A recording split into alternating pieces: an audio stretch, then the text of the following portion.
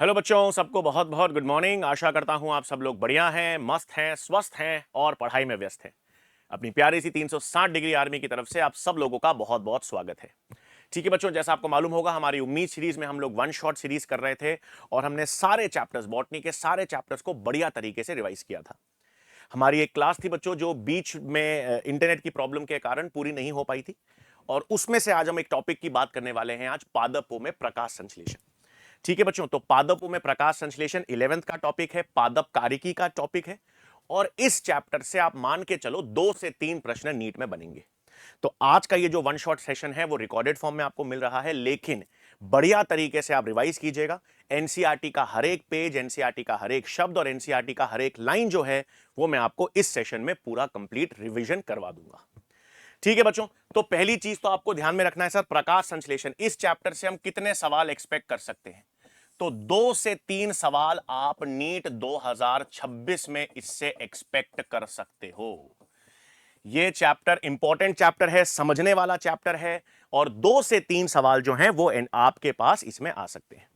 ठीक है बच्चों, अब सवाल तो क्या है सर, ये प्रकाश संश्लेषण की बात हो रही है। अब प्रकाश संश्लेषण देखो, तैयारी 360 डिग्री होनी चाहिए, आप एक चैप्टर को दूसरे चैप्टर से रिलेट कर पाने चाहिए। तो सर प्रकाश संश्लेषण जो है सबसे पहले किन जीवों में देखा जाता है? क्योंकि जब अपन जैविक वर्गीकरण पढ़ते हैं बच्चों, जैविक वर्गीकरण में अपन 5 जगत पढ़ते हैं, मोनेरा, प्रोटिस्टा, कवक, पादप और जंतु। अब 5 जगत हैं सर, इन पांचों जगत में से प्रकाश संश्लेषण कौन कौन से जीव दर्शाते हैं? तो सर जंतु जगत में तो कोई प्रकाश संश्लेषण नहीं करता, बिल्कुल सही है। पादप जगत में सभी प्रकाश संश्लेषण करते हैं, बिल्कुल सही। लेकिन पादप में भी एक अपवाद है बच्चों, आपको याद होगा पादप में अपवाद होता है कसकटा या अमरबेल। कसकटा या अमरबेल इकोलॉजी में दे रखा है, वो एक बाह्य परजीवी होता है, और बाह्य परजीवी है मतलब उसमें क्लोरोफिल नष्ट हो चुका है और अब वो प्रकाश संश्लेषण नहीं करता। उसके अलावा सभी पादप जो है वो प्रकाश संश्लेषण दर्शाते हैं। जगत कवक जो होता है, फंजाई जो होता है बच्चों, उसमें भी कोई फंगा या कोई कवक प्रकाश संश्लेषण नहीं करता। प्रोटिस्टा जगत में, प्रोटिस्टा जगत में क्राइसोफाइट्स हैं, डाइनोफ्लेजिलेट्स हैं, द्विकशाभिक और यूग्लिनोइड्स हैं, ये प्रकाश संश्लेषण दर्शाते हैं। और जब हम मोनेरा जगत की बात करते हैं तो सभी साइनो जीवाणु यानी नीलहरित शैवाल और कुछ जीवाणु या बैक्टीरिया प्रकाश संश्लेषण दर्शाते हैं। तो पहला पॉइंट ही मैंने आपको यह बता दिया बच्चों 360 डिग्री सिस्टम में, कि सर प्रकाश संश्लेषण पढ़ने से पहले आपको यह पता होना चाहिए कौन कौन दर्शाते हैं। तो मोनेरा जगत में सभी साइनो जीवाणु या नीलहरित शैवाल, कुछ जीवाणु प्रकाश संश्लेषण दर्शाते हैं। प्रोटिस्टा जगत में क्राइसोफाइट्स, द्विकशाभिक और यूग्लिनोइड्स प्रकाश संश्लेषण दर्शाते हैं। किसी भी कवक में प्रकाश संश्लेषण नहीं होता, किसी भी जंतु में प्रकाश संश्लेषण नहीं होता। पादप में सभी प्रकाश संश्लेषण दर्शाते हैं, लेकिन अपवाद है कसकटा या अमरबेल। तो यदि सवाल आ जाए कि 5 जगत में से कितने जगत हैं, 5 जगत में से ऐसे कितने जगत हैं जिसमें प्रकाश संश्लेषी जीव मिलते हैं या स्वपोषी जीव मिलते हैं, तो मोनेरा, प्रोटिस्टा और पादप है। ठीक है बच्चों, ये पहली चीज है, याद रखिएगा। अब दूसरी चीज सर, ये टॉपिक हम लोग उच्च पादपों में प्रकाश संश्लेषण की बात हो रही है, हम बात कर रहे हैं सर उच्च पादपों में प्रकाश संश्लेषण में क्या हो रहा है। तो सर उच्च पादपों में प्रकाश संश्लेषण है। सबसे पहले सर प्रकाश संश्लेषण क्यों जरूरी है? अरे प्रकाश संश्लेषण 2 चीजों से जरूरी है, क्योंकि सर प्रकाश संश्लेषण से ही पादप जो है वो भोजन बनाते हैं। आज प्रकाश संश्लेषण की द्वारा ही पादप अपना भोजन बना पाते हैं, और वो भोजन ऊर्जा के रूप में हमें जंतुओं को मिलता है। तो सर सबसे पहला काम तो है प्रकाश संश्लेषण का भोजन देना।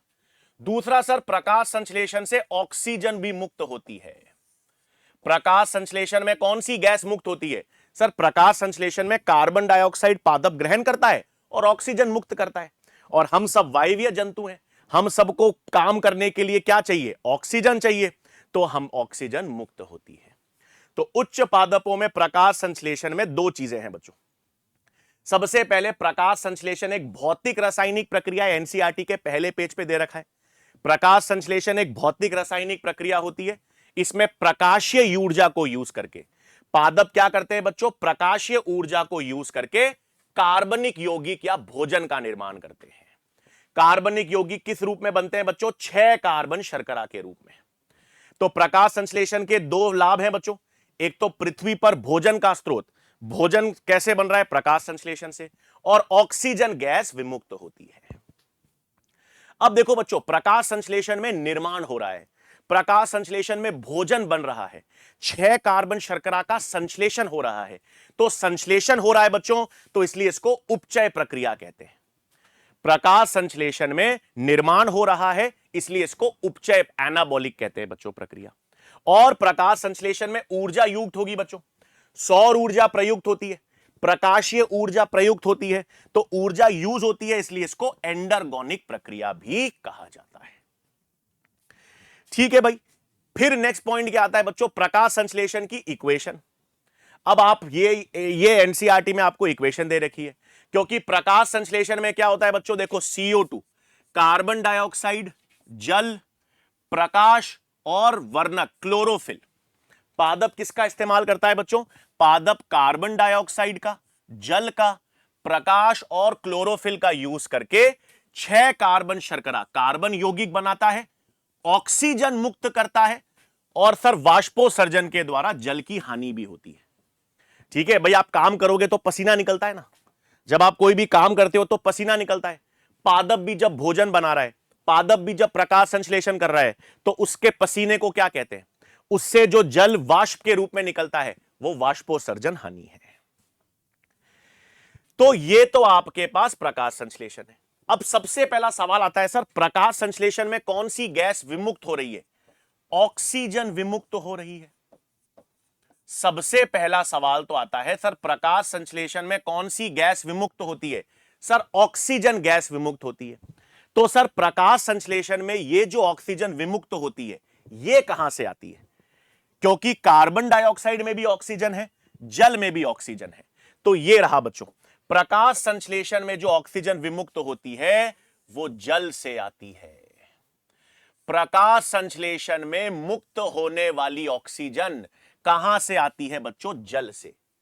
इसका मतलब अगर आप जल के ऑक्सीजन को विकिरण सक्रिय करोगे, मैंने कहा जल के ऑक्सीजन को व्हाइट लेबल कर दिया, जल के ऑक्सीजन को आपने व्हाइट लेबल कर दिया, तो यह लेबल आपको मुक्त होने वाली ऑक्सीजन में मिलेगा। तो प्रकाश संश्लेषण में जो ऑक्सीजन मुक्त होती है वो जल से आती है। जल का अपघटन होता है, जल का प्रकाशीय अपघटन होगा, हम पढ़ेंगे। तो सर कार्बन डाइऑक्साइड के ऑक्सीजन का क्या हो रहा है? तो सर कार्बन डाइऑक्साइड का अपचयन होता है 6 कार्बन शर्करा में। ये जो कार्बन डाइऑक्साइड है ना बच्चों, कार्बन डाइऑक्साइड का अपचयन किस में हो रहा है? कार्बन डाइऑक्साइड का अपचयन 6 कार्बन शर्करा में हो रहा है। मतलब यदि कार्बन डाइऑक्साइड के ऑक्सीजन को आप नीला रंग देते हो, अगर कार्बन डाइऑक्साइड के ऑक्सीजन को आप नीला रंग देते हो, तो वो नीला रंग आपको 6 कार्बन शर्करा में मिलेगा। इससे हमें यह मालूम चलता है प्रकाश संश्लेषण में मुक्त होने वाली ऑक्सीजन जल से आती है, और प्रकाश संश्लेषण में कार्बन डाइऑक्साइड का अपचयन होता है 6 कार्बन शर्करा में। ठीक है बच्चों। अब देखो, प्रकाश संश्लेषण जीवाणु में भी होता है सर, और जीवाणु का प्रकाश संश्लेषण पादप प्रकाश संश्लेषण से अलग होता है। यह एनसीईआरटी में दे रखा है। कैसे अलग होता है सर? जीवाणु का जो प्रकाश संश्लेषण होता है, बैक्टीरिया के अंदर जो प्रकाश संश्लेषण होता है ना बच्चों, उसमें इलेक्ट्रॉन जल के स्थान पर H2S यूज होता है। तो जीवाणु का जो प्रकाश संश्लेषण है, जो पर्पल सल्फर जीवाणु और ग्रीन सल्फर जीवाणु प्रकाश संश्लेषण करते हैं, उस प्रकाश संश्लेषण में जल के स्थान पर H2S होता है। और अगर H2S होगा बच्चों, तो जीवाणु के प्रकाश संश्लेषण में ऑक्सीजन विमुक्त नहीं होती है। तो याद रखना, जीवाणु का जो प्रकाश संश्लेषण है, जीवाणु के प्रकाश संश्लेषण में जल की बजाय H2S इलेक्ट्रॉन दाता होता है, और H2S के कारण ऑक्सीजन विमुक्त नहीं होती है। जीवाणु के प्रकाश संश्लेषण में ऑक्सीजन विमुक्त नहीं होती है, लेकिन नील हरित शैवाल में होती है बच्चों। जो नील हरित शैवाल है ना, नॉस्टॉक है, ऑसिलेटोरिया है, एनाबीना है, नील हरित शैवाल में ऑक्सीजन विमुक्त होती है, इलेक्ट्रॉन दाता जल होता है। ठीक है बच्चों, तो यह पॉइंट आपको क्लियर होगा। प्रकाश संश्लेषण पादपों की अपन ने बात कर ली। अब नेक्स्ट आता है बच्चों, पादपों में प्रकाश संश्लेषण कहां होता है? प्रकाश संश्लेषण पादप का हर एक भाग दर्शाता है, यह अपन ने डिस्कस भी किया था। क्या पादप का प्रत्येक भाग प्रकाश संश्लेषण करता है? पादप की प्रत्येक कोशिका प्रकाश संश्लेषण करती है? नहीं सर।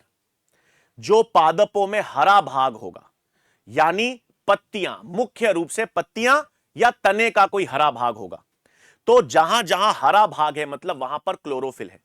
तो प्रकाश संश्लेषण पादप का सभी भाग नहीं करते, मुख्यतः पत्तियां करती हैं। पत्तियों के अंदर क्या होती है बच्चों? पत्तियों के अंदर होती है मीजोफिल कोशिकाएं। पत्तियों के अंदर पर्णमध्योतक कोशिकाएं होती हैं और पर्णमध्योतक कोशिकाओं के अंदर हरित लवक होता है।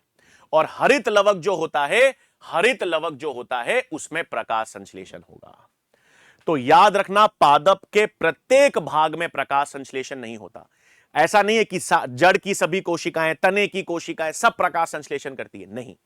हरा भाग और हरे भाग में भी मुख्यतः पत्तियां प्रकाश संश्लेषण करती हैं। पत्तियों में मीजोफिल कोशिकाएं होती हैं, उनमें क्लोरोप्लास्ट होता है और क्लोरोप्लास्ट क्या होता है? प्रकाश संश्लेषण करता है।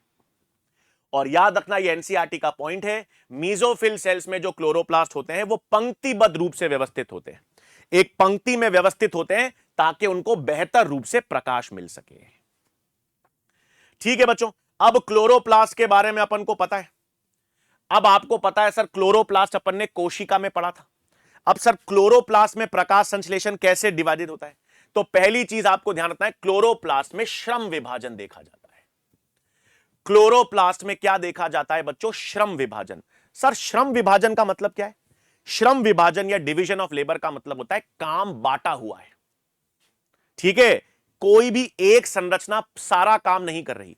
श्रम विभाजन का मतलब है हमने काम बांट दिया है ना भाई। ये जैसे आप लोग दोस्त कभी पार्टी थ्रो करते हो, कोई पार्टी बनाते हो, 3 दोस्त मिलकर पार्टी डिसाइड करते हो, तो एक दोस्त सबको फोन करता है, इनवाइट करता है, दूसरा सारा ऑर्डर करता है खाने का, और तीसरा सारी व्यवस्था का ध्यान रखता है कि जगह कौन सी करनी है, कितने लोगों को बुलाना है।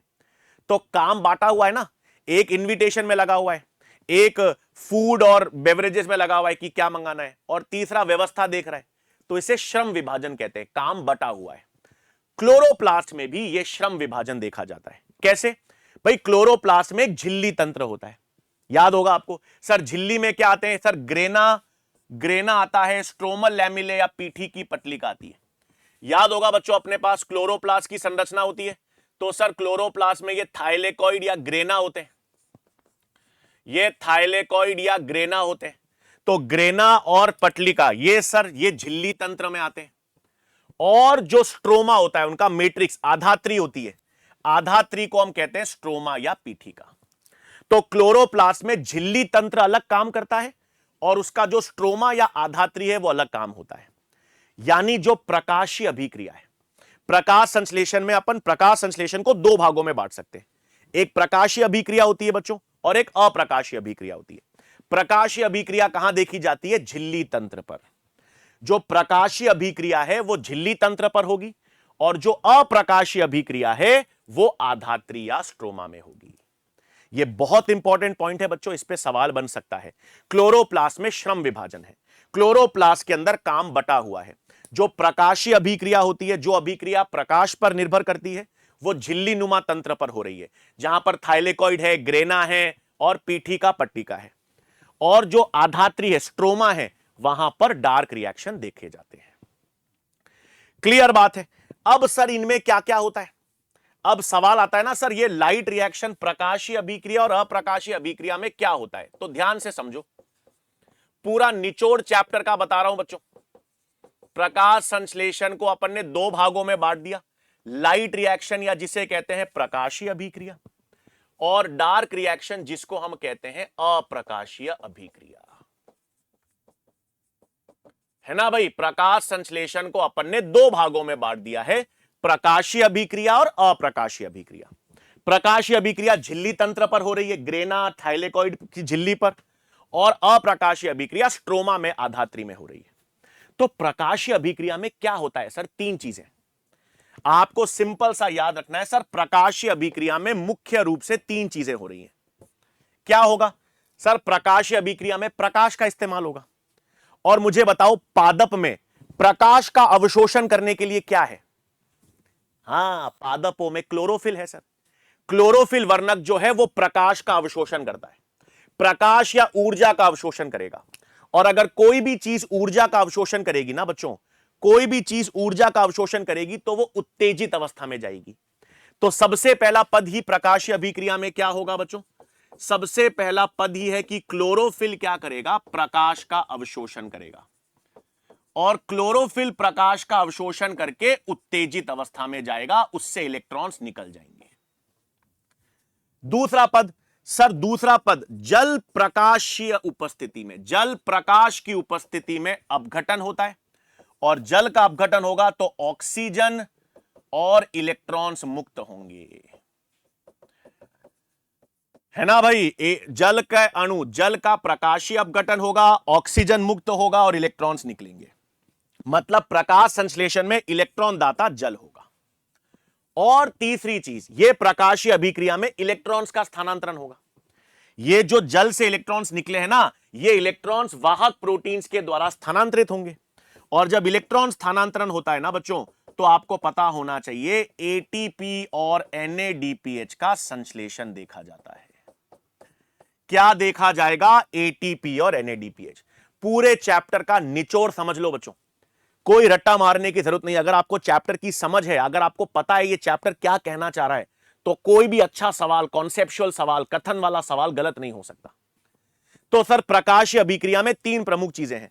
क्लोरोफिल का अणु प्रकाश का अवशोषण करके उत्तेजित अवस्था में जाता है, जल प्रकाश की उपस्थिति में टूटता है, ऑक्सीजन निकलता है, इलेक्ट्रॉन्स निकलते हैं, और जैसे जैसे इन इलेक्ट्रॉन्स का परिवहन होता है, जैसे जैसे ये इलेक्ट्रॉन्स वाहक प्रोटीन्स के द्वारा स्थानांतरित होंगे, हम देखेंगे कैसे, वैसे वैसे एटीपी और एनएडीपीएच का संश्लेषण होगा।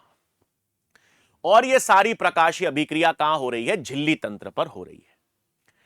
फिर प्रकाशीय अभिक्रिया के बाद आता है बच्चों नेक्स्ट अप्रकाशीय अभिक्रिया। अप्रकाशीय अभिक्रिया कहां हो रही है? स्ट्रोमा के अंदर हो रही है। स्ट्रोमा में अप्रकाशीय अभिक्रिया हो रही है। और स्ट्रोमा, अप्रकाशीय अभिक्रिया का मतलब यह नहीं है कि अंधेरे में होती है। अप्रकाशीय अभिक्रिया का यह कदापि मतलब नहीं है कि सर ये डार्क में हो रही है, अंधेरे में हो रही है। नहीं, अप्रकाशीय अभिक्रिया का मतलब है यह प्रकाशीय अभिक्रिया के उत्पाद पर निर्भर है। यह प्रकाशीय अभिक्रिया के उत्पाद पर निर्भर होती है। सर प्रकाशीय अभिक्रिया के उत्पाद क्या है? सर प्रकाशीय अभिक्रिया के उत्पाद एटीपी और एनएडीपीएच है। तो अप्रकाशीय अभिक्रिया में क्या होता है? कार्बन डाइऑक्साइड, कार्बन डाइऑक्साइड को 6 कार्बन शर्करा में अपचयित किया जाता है। भाई भोजन बनाना है, भोजन का मतलब 6 कार्बन शर्करा बनानी है। 6 कार्बन शर्करा बनेगी जब कार्बन डाइऑक्साइड का अपचयन होगा, और कार्बन डाइऑक्साइड के अपचयन के लिए किसकी जरूरत पड़ेगी? एटीपी और एनएडीपीएच की। तो हम लोग अप्रकाशीय अभिक्रिया, इसमें एंजाइम्स काम करती हैं बच्चों, ये एंजाइम माध्यित प्रक्रिया है। यहां पर एटीपी और एनएडीपीएच का यूज होता है, मतलब प्रकाशीय अभिक्रिया के उत्पाद का यूज होता है, और कार्बन डाइऑक्साइड को 6 कार्बन शर्करा में अपचयित किया जाता है। यह पूरा निचोड़ है प्रकाशीय अभिक्रिया और अप्रकाशीय अभिक्रिया का।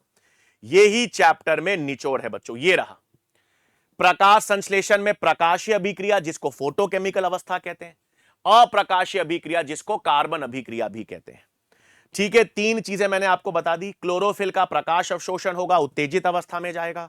जल का प्रकाशीय अपघटन होगा, ऑक्सीजन मुक्त होगी और इलेक्ट्रॉन्स निकलेंगे। और एटीपी और एनएडीपीएच का संश्लेषण होगा।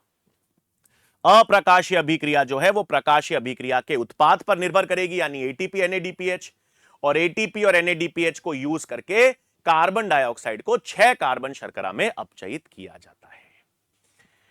ठीक है, तो अब एक एक करके हम पढ़ेंगे बच्चों, एक एक करके हम बात करेंगे। सबसे पहले अपन प्रकाशीय अभिक्रिया की बात करेंगे, और प्रकाशीय अभिक्रिया का मतलब है सबसे पहले प्रकाश की बात करेंगे। अरे भाई, प्रकाश संश्लेषण सभी प्रकाश में होता है क्या? जितना प्रकाश पृथ्वी पर पड़ रहा है, जितनी सौर विकिरण पृथ्वी पर पड़ रही है, सारे प्रकाश पर, सारे विकिरण पर प्रकाश संश्लेषण होता है? नहीं ना सर, नहीं। प्रकाश संश्लेषण किस विकिरण पर होता है बच्चों? 400 से 700 नैनोमीटर पर। 400 से 700 नैनोमीटर, या जिसको हम कहते हैं 4000 से 7000 एंगस्ट्रॉम। तो 400 से 700 नैनोमीटर जो विजिबल रेंज है, इस पर प्रकाश संश्लेषण होता है, इसलिए इसको अपन पार कहते हैं। इकोलॉजी में आपने पढ़ा था बच्चों, याद होगा आपको, इकोलॉजी में हमने पढ़ा था कि पादप कुल सौर विकिरण के 50% से कम भाग पार होता है और पादप इसका 2 से 10% ही यूज करते हैं। और इसमें भी आपको याद रखना है बच्चों, सर्वाधिक प्रकाश संश्लेषण नीले और लाल प्रकाश में होता है ना। ये विबग्योर है, violet, indigo, blue, green, yellow, orange, red, इसमें नीले और लाल प्रकाश पर सर्वाधिक प्रकाश संश्लेषण होता है। सर्वाधिक प्रकाश संश्लेषण नीले और लाल प्रकाश पर होता है। सर नीले और लाल प्रकाश पे क्यों हो रहा है? सबसे ज्यादा प्रकाश संश्लेषण नीले और लाल पर क्यों हो रहा है? क्योंकि जो क्लोरोफिल वर्णक है, क्लोरोफिल ए जो मुख्य वर्णक है, वो सबसे ज्यादा नीले और लाल प्रकाश पर अवशोषण करता है और न्यूनतम प्रकाश संश्लेषण हरे पर होता है। ठीक है भाई, ये देखो, ये ग्राफ भी है बच्चों। इस ग्राफ में आप देखो प्रकाश संश्लेषण की दर नीले और लाल प्रकाश पे सबसे ज्यादा है। नीले और लाल प्रकाश पर अवशोषण सबसे ज्यादा होगा और प्रकाश संश्लेषण सबसे ज्यादा नीले और लाल पर है, तो ऑक्सीजन मुक्त भी सबसे ज्यादा नीले और लाल प्रकाश पर होगी। भाई सोचो, अगर नीले और लाल प्रकाश का अवशोषण सबसे ज्यादा हो रहा है, कौन से प्रकाश का अवशोषण सबसे ज्यादा होता है? नीले और लाल का। तो सर प्रकाश संश्लेषण की दर भी सबसे ज्यादा होनी चाहिए, और प्रकाश संश्लेषण की दर हम कैसे निकालते हैं? ऑक्सीजन मुक्त होने पर। सर्वाधिक ऑक्सीजन मुक्त भी कहां होता है? सर्वाधिक ऑक्सीजन मुक्त भी नीले और लाल प्रकाश पर होता है। ठीक है बच्चों, ये और ये सब क्लोरोफिल ए, क्लोरोफिल बी का प्रकाश अवशोषण है। फिर आता है बच्चों इसमें प्रकाश संश्लेषी वर्णक। इस पे सवाल भी आया बच्चों 2025 में। अब सर कौन कौन से प्रकाश संश्लेषी वर्णक होते हैं? उच्च पादपों में कौन कौन से प्रकाश संश्लेषी वर्णक पाए जाते हैं? तो सर क्लोरोफिल ए है, क्लोरोफिल बी है, ज़ैंथोफिल्स और कैरोटिनॉइड्स, ये 4 प्रमुख प्रकाश संश्लेषी वर्णक उच्च पादपों में मिलते हैं। और क्रोमैटोग्राफी में, पेपर क्रोमैटोग्राफी, कागज वर्णिल लिपि में आपके पास इनका रंग क्या होता है? क्लोरोफिल ए होता है बच्चों ब्राइट या ब्लू ग्रीन, क्लोरोफिल बी होता है येलो ग्रीन, ज़ैंथोफिल्स होते हैं येलो और कैरोटिनॉइड्स होते हैं येलो ऑरेंज। ये इनका रंग आपको याद रखना है। याद करो बच्चों, 360 डिग्री तैयारी करो। पादप जगत अपन ने पढ़े थे। पादप जगत में अपन ने जब शैवाल पढ़ी थी तो हरी शैवाल में ए और बी था, हरी शैवाल में ए और बी था, लाल शैवाल में ए और डी था, भूरी शैवाल में ए और सी था, और यूग्लिनॉइड्स में ए और बी था, उच्च पादपों के समान। तो ये सारे प्रकाश संश्लेषी वर्णक हैं जो आपको ध्यान में रखने। अब इनमें से भी सबसे प्रमुख वर्णक कौन सा होता है बच्चों? Chlorophyll A. इन वर्णक में से सबसे प्रमुख हीरो कौन है? सबसे प्रमुख प्रकाश संश्लेषी वर्णक क्लोरोफिल ए है, क्योंकि यह सबसे ज्यादा नीले और लाल प्रकाश पर अवशोषण करता है। और क्लोरोफिल ए के बाद ये जो सर क्लोरोफिल बी हैं, कैरोटिनॉइड्स हैं और ज़ैंथोफिल्स हैं, ये सब सहायक वर्णक है। मुख्य वर्णक तो सर क्लोरोफिल ए है, बाकी सर ये क्लोरोफिल बी, कैरोटिनॉइड्स और ज़ैंथोफिल्स ये सहायक वर्णक है। अब सहायक वर्णक है तो ये मदद करेंगे। क्या मदद करेंगे सर? नीले और लाल के अलावा जो प्रकाश है, अन्य प्रकाशीय विकिरण का अवशोषण करेंगे, दूसरे प्रकाश का अवशोषण करके उस ऊर्जा को क्लोरोफिल ए की तरफ देंगे। और सारा प्रकाश क्लोरोफिल ए पर ना पड़े, क्लोरोफिल ए को प्रकाशीय ऑक्सीकरण से बचाएंगे। सारा प्रकाश क्लोरोफिल ए पर पड़ जाएगा तो वो अपघटित हो सकता है, तो उसको बचाएंगे। क्लोरोफिल ए को किससे बचाते हैं बच्चों? प्रकाशीय ऑक्सीकरण से। तो अन्य प्रकाश का अवशोषण करते हैं, ऊर्जा को क्लोरोफिल ए की ओर स्थानांतरित करेंगे और क्लोरोफिल ए को प्रकाशीय ऑक्सीकरण से बचा देते हैं। ये सब किसके काम है बच्चों? ये प्रकाश संश्लेषी वर्णकों के काम है। ठीक है, अब सर आता है सर ये प्रकाश संश्लेषी वर्णक, ये सारे प्रकाश संश्लेषी वर्णक संगठित कैसे होते हैं? पादपों में ये सारे वर्णक जो हैं, chlorophyll A, chlorophyll B, ज़ैंथोफिल्स, carotenoids, ये सब कहां पाए जाते हैं सर? तो ऑब्वियस सी बात है, ये सारे प्रकाश संश्लेषी संगठन होते हैं फोटो सिस्टम के रूप में। मतलब पादपों में क्या पाया जाता है बच्चों? पादपों में 2 प्रकाशीय तंत्र पाए जाते हैं, PS1 और PS2।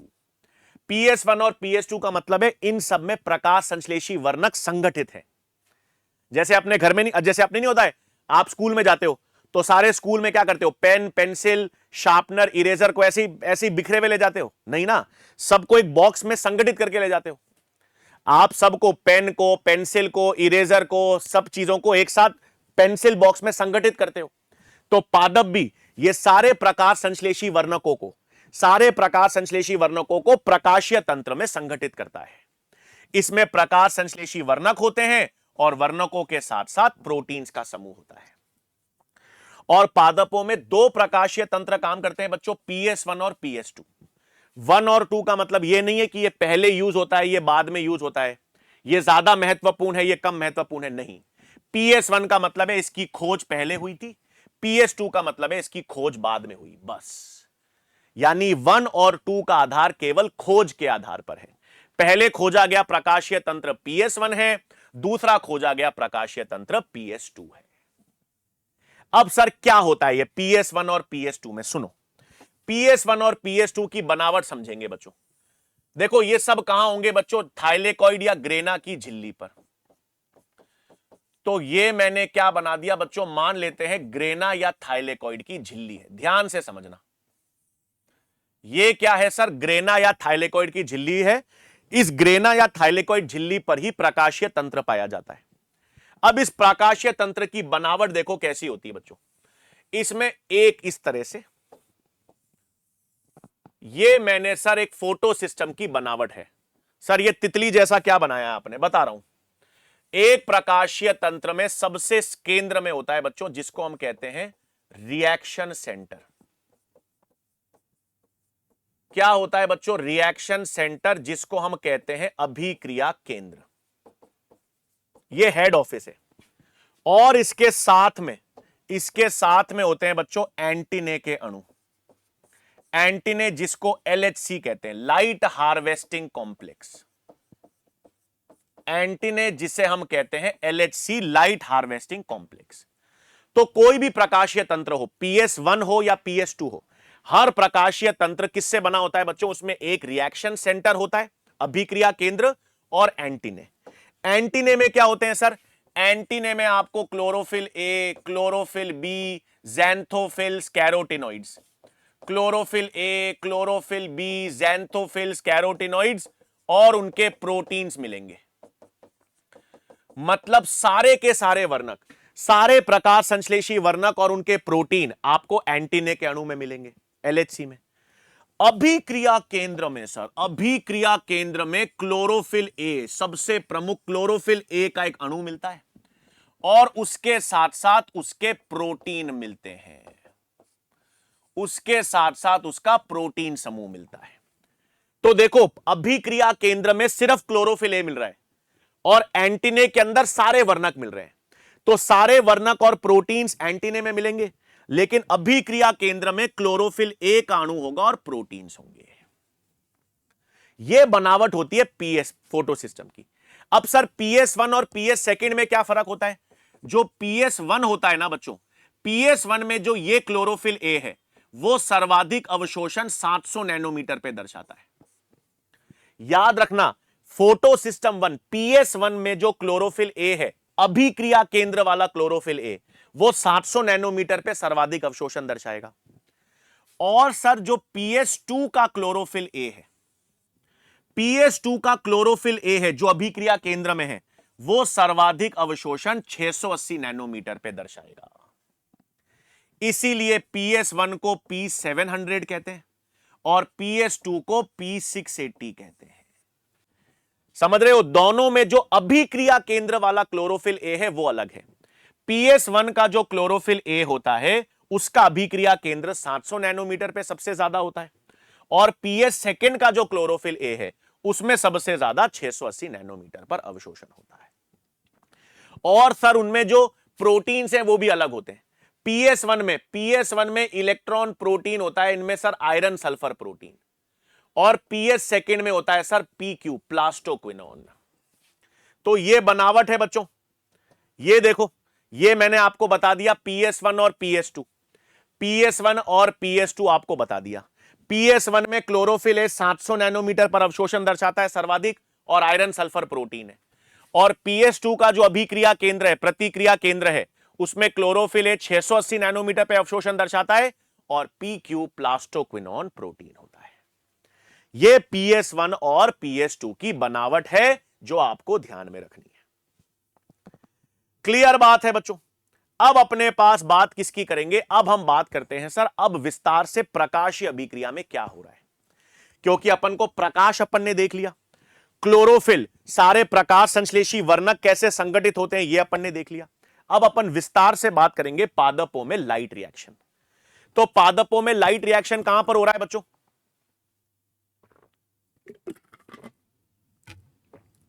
पादपों में लाइट रिएक्शन प्रकाशीय अभिक्रिया बार बार बताया मैंने सर झिल्ली तंत्र पर होता है। और चार चीजें, क्लोरोफिल का प्रकाश अवशोषण, क्लोरोफिल प्रकाश का अवशोषण करेगा, उत्तेजित अवस्था में जाएगा।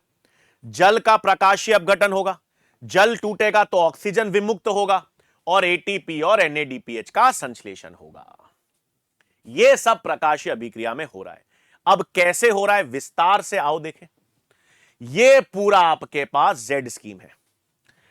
क्या हो रहा है बच्चों, ध्यान से सुनना। देखो सबसे पहले मैंने पीएस2 से शुरुआत की।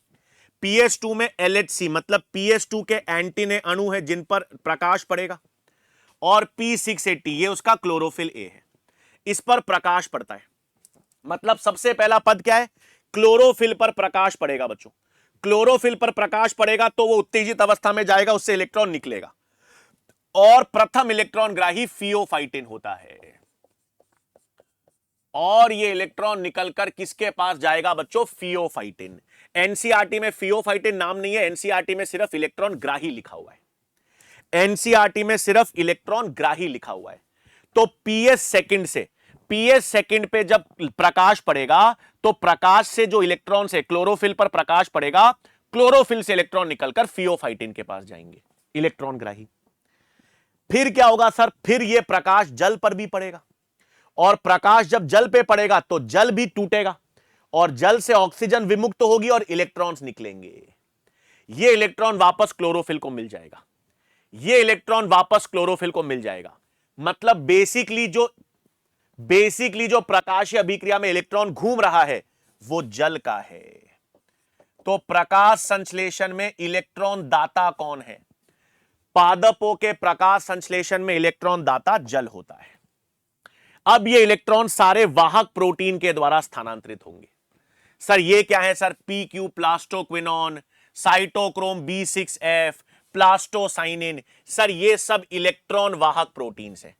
जो इलेक्ट्रॉन फियोफाइटिन तक पहुंचा था ना, वो इलेक्ट्रॉन का स्थानांतरण करेंगे। ठीक है, फिर इलेक्ट्रॉन पहुंचेगा सर P700 पर, इस पर प्रकाश पड़ेगा तो P700 के इलेक्ट्रॉन्स निकलकर आयरन सल्फर के पास जाएंगे, आयरन सल्फर से फेरेडॉक्सिन, फिर NADP, और इलेक्ट्रॉन NADPH2 बना देंगे। मतलब सर ये पूरा इलेक्ट्रॉन स्थानांतरण है, ये पूरा इलेक्ट्रॉन स्थानांतरण है। इसी को अपन जेड स्कीम भी कहते हैं। तो देखो सर क्या हो रहा है, क्लोरोफिल पर प्रकाश पड़ा, बिल्कुल पड़ा, क्लोरोफिल पर प्रकाश पड़ा, उससे इलेक्ट्रॉन निकले। ये PS सेकंड का इलेक्ट्रॉन फियोफाइटिन के पास गया, PS1 का इलेक्ट्रॉन आयरन सल्फर के पास गया। फिर जल टूटा तो जल से ऑक्सीजन विमुक्त हुई और इलेक्ट्रॉन्स निकले। ये इलेक्ट्रॉन्स क्लोरोफिल को वापस मिल गए। इसका मतलब ये जो इलेक्ट्रॉन का स्थानांतरण हो रहा है वो जल से आ रहा है, और ये इलेक्ट्रॉन्स घूमते घामते NADP के पास पहुंचेंगे और NADP को अपचयित कर देंगे NADPH2 में। और सर ये साइटोक्रोम जो B6F है, साइटोक्रोम के स्थान पर ADP PI से जुड़कर क्या बना देगा, ATP। तो मैंने आपको बता रखा है बच्चों, जहां कहीं भी ATP का संश्लेषण होता है, ATP का संश्लेषण तब होता है बच्चों जब ADP से PI जुड़ता है। मतलब ATP के संश्लेषण को हम फॉस्फोरोलीकरण कहते हैं, है ना भाई। ATP के संश्लेषण को क्या कहा जाता है बच्चों, ATP के संश्लेषण को फॉस्फोरोलीकरण कहा जाता है। तो सर यहां पर भी ATP बन रहा है, तो सर ये फॉस्फोरोलीकरण है, लेकिन इसे हम कहते हैं सर अचक्रीय फोटोफॉस्फोरोलीकरण। इसे हम क्या कहते हैं, अचक्रीय फोटोफॉस्फोरोलीकरण। क्यों सर, क्योंकि इलेक्ट्रॉन जो जल से निकले, जल से जो इलेक्ट्रॉन निकले वो वापस जल के पास तो आए नहीं। जल से जो इलेक्ट्रॉन निकले वो NADP अपचयित करके NADPH2 बना दिया। तो इलेक्ट्रॉन जल से निकलकर वापस उसके पास नहीं आ रहे, अचक्रीय और प्रकाश की उपस्थिति में एटीपी बन रहा है, प्रकाश की उपस्थिति में एटीपी बन रहा है, तो फोटोफॉस्फोरिलीकरण, और ये जेड स्कीम कहलाती है। तो देखो यार सारा चीज है। PS2 का प्रथम इलेक्ट्रॉन ग्राही क्या है सर? फियोफाइटिन। PS1 का सबसे पहला इलेक्ट्रॉन ग्राही क्या है सर? FES। सबसे प्रमुख इलेक्ट्रॉन वाहक प्रोटीन साइटोक्रोम। इसमें सबसे प्रमुख इलेक्ट्रॉन वाहक प्रोटीन ही कौन सा होता है? साइटोक्रोम। तो ये आपके पास, ये देखो, ये अचक्रीय फोटोफॉस्फोरिलीकरण है। ठीक है बच्चों। अब क्या होता है देखो, अब सुनना, ये रहा बच्चों अचक्रीय फोटोफॉस्फोरिलीकरण, आपको मैंने बता दिया। अब क्या आता है सुनना, दूसरी चीज, ये रहा फियोफाइटिन है, आयरन सल्फर है, अंतिम इलेक्ट्रॉन ग्राही NADP, और इलेक्ट्रॉन दाता क्या है आपके पास? जल है। एटीपी के निर्माण को फॉस्फोरिलीकरण या एटीपी संश्लेषण कहते हैं। अब एक चीज समझना बच्चों, अब अपने पास क्लोरोप्लास्मिक संरचना आती है जिसे कहते हैं स्ट्रोमल लैमिले। देखो भाई, ये तो सर ग्रेना है और ये भी ग्रेना है ना? तो दो ग्रेना को जो जोड़ती संरचना है, जो दोनों ग्रेना को जो संरचना जोड़ती है, दोनों ग्रेना को जो संरचना जोड़ती है उसे कहते हैं स्ट्रोमल लैमिले, पीठी का पटलिका। और इस स्ट्रोमल लैमिले पर आपको केवल PS1 मिलता है बच्चों। इस स्ट्रोमल लैमिले पर केवल PS1 मिलता है। मतलब सर इस स्ट्रोमल लैमिले पर PS सेकंड भी नहीं है और इस स्ट्रोमल लैमिले पर NADP रिडक्टेस एंजाइम भी नहीं है। ये जो स्ट्रोमल लैमिले है जो ग्रेना को जोड़ रही है बच्चों, इस स्ट्रोमल लैमिले पर PS सेकंड भी नहीं होता और NADP रिडक्टेस भी नहीं होता। इसका मतलब केवल PS1 काम करेगा। तो सर PS1 पर प्रकाश पड़ेगा, प्रकाश पड़ेगा, उससे इलेक्ट्रॉन निकलकर आयरन सल्फर के पास जाएंगे, आयरन सल्फर से निकलकर इलेक्ट्रॉन साइटोक्रोम B6F पर आएंगे, उससे प्लास्टोसाइनिन पे आएंगे और वापस घर वापसी हो जाएगी। मतलब इलेक्ट्रॉन PS1 से निकलकर घूम फिर के वापस PS700 पर आ जाएंगे।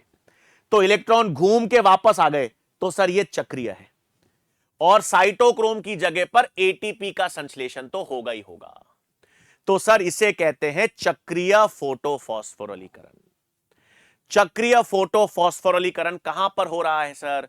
स्ट्रोमल लैमिले पर।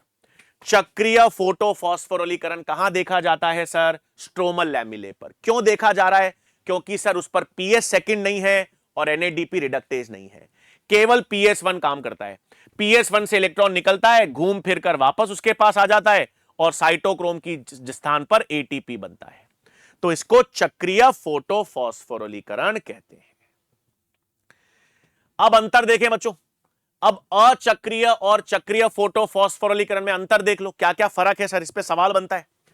तो सर अचक्रीय में देखो यार, सर अचक्रीय में PS1 और PS2 दोनों काम कर रहे हैं। अचक्रीय फोटोफॉस्फोरिलीकरण में PS1 PS2 दोनों काम कर रहे हैं, लेकिन सर चक्रीय में केवल PS1 काम कर रहा है, क्योंकि सर PS सेकंड और NADP रिडक्टेज तो है ही नहीं स्ट्रोमल लैमिले पर। फिर अचक्रीय में जल का प्रकाशीय अपघटन होता है और ऑक्सीजन मुक्त होती है, ऐसा चक्रीय में है ही नहीं, क्योंकि जल का प्रकाशीय अपघटन PS2 से जुड़ा हुआ है, होगा ही नहीं। और सर अचक्रीय में ATP और NADPH दोनों बनते हैं। अचक्रीय में ATP NADPH दोनों का संश्लेषण होता है, लेकिन चक्रीय में केवल ATP बनता है, NADPH नहीं बनता। क्यों नहीं बनता? क्योंकि अपने पास NADP रिडक्टेस एंजाइम ही नहीं है। NADP रिडक्टेस एंजाइम नहीं पाई जाती, वो NADP रिडक्टेस एंजाइम एब्सेंट होती है। क्लियर है बात भाई? तो ये चक्रीय और अचक्रीय हो गया। अब आता है बच्चों ये ATP संश्लेषण कैसे हो रहा है। भाई दोनों में कॉमन चीज क्या है? अचक्रीय और चक्रीय फोटोफॉस्फोरिलीकरण में दोनों में कॉमन चीज है सर, दोनों में ATP बन रहा है। दोनों में कॉमन चीज क्या है सर? दोनों में कॉमन चीज है ATP का संश्लेषण और दोनों में कॉमन चीज है PS1, लेकिन दोनों में सर ATP संश्लेषण। तो अब आता है ATP संश्लेषण की क्रियाविधि कैसे होती है। तो यार देखो, जब हम ATP संश्लेषण की क्रियाविधि समझते हैं तो वो रसायन पराश्रयी सिद्धांत पर आधारित है, या जिसको हम कहते हैं प्रोटॉन प्रवणता सिद्धांत पर आधारित है। यह सिद्धांत बच्चों अपन को पीटर मिशेल ने दिया था। पीटर मिशेल एक वैज्ञानिक थे जिन्होंने बताया कि एटीपी संश्लेषण कैसे होता है। यह श्वसन में भी देखा जाता है। जब श्वसन में ईटीसी पढ़ते हैं अपन, श्वसन में इलेक्ट्रॉन स्थानांतरण श्रृंखला पढ़ते हैं, वहां पर भी एटीपी संश्लेषण ऐसे ही होता है और यहां पर भी ऐसे ही होगा। तो एटीपी संश्लेषण के लिए 4 चीजें चाहिए बच्चों। एटीपी संश्लेषण के लिए हमारे पास 4 चीजें चाहिए। सबसे पहले एक झिल्ली होनी जरूरी है, क्योंकि झिल्ली होगी तो झिल्ली के आर पार ही प्रोटॉन प्रवणता विकसित होगी। तो झिल्ली चाहिए, प्रोटॉन प्रवणता चाहिए। प्रोटॉन प्रवणता का मतलब है एक जगह प्रोटॉन की मात्रा कम हो, एक जगह प्रोटॉन की मात्रा ज्यादा हो। एक प्रोटॉन पंप चाहिए, एक प्रोटीन चाहिए जो प्रोटॉन को अंदर बाहर ले जा सके। और एटीपी संश्लेषण करने के लिए एंजाइम चाहिए, एटीपी सिंथेज। तो याद रखना, जब कभी भी आपको एटीपी संश्लेषण हो, जब आपको एटीपी का निर्माण करना हो, तो रसायन पराशरी सिद्धांत के द्वारा एटीपी संश्लेषण में इन 4 चीजों की जरूरत होती है। झिल्ली, यहां पर तो थाइलेकोइड झिल्ली होती है बच्चों। श्वसन वाले चैप्टर में माइटोकॉन्ड्रिया में आंतरिक झिल्ली होती है। माइटोकॉन्ड्रिया की आंतरिक झिल्ली होती है। ठीक है, अब देखो यार कैसे होगा। ये डायग्राम है, ये देखो यहां पर मैंने बना दी थाइलेकोइड की झिल्ली है सर। अब इस थाइलेकोइड झिल्ली के अंदर वाला हिस्सा, थाइलेकोइड झिल्ली के अंदर क्या होगा, अवकोशिका, और थाइलेकोइड झिल्ली के बाहर क्या होगा, स्ट्रोमा या पीठिका। अब क्या होता है देखो, हमको इस झिल्ली के आर पार प्रोटॉन प्रवणता विकसित करनी है। इस थाइलेकोइड झिल्ली के आर पार प्रोटॉन प्रवणता विकसित करनी है। कैसे होगा? सबसे पहले जल को तोड़ने वाला संकुल, जल का अपघटन करने वाला संकुल कहलाता है वाटर स्प्लिटिंग संकुल। यह होता तो थाइलेकोइड झिल्ली पर है बच्चों, लेकिन यह थाइलेकोइड झिल्ली के अंदर की तरफ है। जल का अपघटन करने वाला, जल का प्रकाशीय अपघटन करने वाला संकुल कहां पर होता है? थाइलेकोइड झिल्ली के अंदर की तरफ होता है। तो जल जब टूटेगा ना बच्चों, जल जब टूटेगा तो ऑक्सीजन मुक्त होगी। ऑक्सीजन मुक्त होने के साथ साथ प्रोटॉन्स भी मुक्त होंगे। ये प्रोटॉन्स अवकोशिका में इकट्ठे हो जाएंगे। तो जल जब टूटेगा, जल से जो प्रोटॉन्स निकलेंगे वो अवकोशिका में इकट्ठे हो जाएंगे, क्योंकि जो जल को तोड़ने वाला संकुल है वो थाइलेकोइड झिल्ली के अंदर की तरफ है। और ये पॉइंट याद रखना बच्चों, जल को तोड़ने के लिए संकुल में कौन से खनिज की जरूरत पड़ती है? मैंगनीज और क्लोराइड। कौन से 2 संकुल की जरूरत पड़ती है? मैंगनीज और क्लोराइड। फिर दूसरा क्या होता है सर? ये जो NADP से NADPH बनता है, NADP से NADPH बनाने में एंजाइम काम करती है NADP रिडक्टेज। ये थाइलेकोइड झिल्ली के बाहर की तरफ है। NADP रिडक्टेज एंजाइम थाइलेकोइड झिल्ली के बाहर की तरफ है। बाहर मतलब ये स्ट्रोमा से, ये स्ट्रोमा या पीठिका से H+ लेकर NADPH बनाती है। तो स्ट्रोमा में H+ कम हो रहा है क्योंकि वो H+ NADPH बनाने में यूज हो रहा है। और सर अवकोशिका में H+ इकट्ठा हो रहा है प्रोटॉन जल के टूटने से। और सर ये जो साइटोक्रोम प्रोटीन है जो इलेक्ट्रॉन का वहन कर रहा था, इलेक्ट्रॉन वाहक होने के साथ साथ ये प्रोटॉन्स को अवकोशिका में और ला रहा है। ये प्रोटॉन्स को कहां से? स्ट्रोमा से अवकोशिका में ला रहा है। तो सर अवकोशिका में प्रोटॉन्स बढ़ रहे हैं और पीठिका में कम हो रहे हैं। एक प्रोटॉन प्रवणता विकसित हो गई। अंदर की तरफ प्रोटॉन ज्यादा हैं, बाहर की तरफ प्रोटॉन्स कम हैं। थाइलेकोइड झिल्ली के आर पार प्रोटॉन प्रवणता विकसित हो गई। जैसे ये प्रोटॉन प्रवणता विकसित होती है बच्चों, ये CF0 और CF1 सक्रिय होते हैं। सर F0 F1 तो माइटोकॉन्ड्रिया में पड़े थे। तो F0 F1 जो माइटोकॉन्ड्रिया के क्रिस्टे पर होते हैं, आंतरिक झिल्ली पर, क्लोरोप्लास्ट के अंदर भी वो CF0 CF1 कहलाते हैं। यही एटीपी सिंथेज है बच्चों, यही एटीपी सिंथेज है। ये सक्रिय होगा। सक्रिय होने पर क्या होता है? ये F0 होता है बच्चों प्रोटॉन चैनल। ये प्रोटॉन की गति में काम करता है। तो ये प्रोटॉन को वापस कहां लाता है? स्ट्रोमा में। और जब प्रोटॉन वापस स्ट्रोमा में आते हैं तो F1 जो है, F1 ADP से ATP का संश्लेषण कर देता है। F1 ADP से ATP का संश्लेषण कर देता है। तो इस तरह से ATP निर्माण होता है भाई। तो थाइलेकोइड झिल्ली के आर पार प्रोटॉन प्रवणता कैसे बनती है? वाटर स्प्लिटिंग संकुल जो थाइलेकॉइड झिल्ली के भीतर की ओर होता है, NADP रिडक्टेस एंजाइम जो NADP से NADPH बनाती है और प्रोटॉन को पीठिका से अवकोशिका में स्थानांतरित इलेक्ट्रॉन वाहक प्रोटीन्स करते हैं। इससे प्रोटॉन प्रवणता विकसित होगी, प्रोटॉन प्रवणता विकसित होगी तो CF0 CF1 सक्रिय होंगे। CF0 प्रोटॉन चैनल है, वो प्रोटॉन को वापस पीठिका में लाएगा और CF1 ADP से ATP का संश्लेषण कर देंगे। ठीक है बच्चों, तो ये अपने पास हमने आधा चैप्टर देख लिया, लाइट रिएक्शंस, प्रकाशीय अभिक्रिया कैसे हो रही है, लाइट रिएक्शन क्या हो रहा है। अब प्रकाशीय अभिक्रिया में क्या उत्पाद बन गए सर? प्रकाशीय अभिक्रिया के उत्पाद ये रहे सर। प्रकाशीय अभिक्रिया से हमने ATP और NADPH बना दिया सर। प्रकाशीय अभिक्रिया में ATP और NADPH बना दिया सर और ऑक्सीजन मुक्त हो गई। अब ये ATP और NADPH अप्रकाशीय अभिक्रिया में यूज होंगे। इनका प्रयोग कहां होगा? ये ATP NADPH अप्रकाशीय अभिक्रिया में प्रयोग आएंगे और कार्बन डाइऑक्साइड को 6 कार्बन शर्करा में अपचयित करेंगे। अप्रकाशीय अभिक्रिया डार्क रिएक्शन में यही ATP NADPH यूज होकर क्या करेंगे बच्चों? कार्बन डाइऑक्साइड को 6 कार्बन शर्करा में निर्मित करेंगे। तो अब हम विस्तार से किसकी बात करेंगे बच्चों? अब हम विस्तार से बात करेंगे अप्रकाशीय अभिक्रिया की। ठीक है भाई, अप्रकाशीय अभिक्रिया को कार्बन अभिक्रिया भी कहते हैं, जैव संश्लेषी अभिक्रिया भी कहते हैं। जैव संश्लेषी क्यों?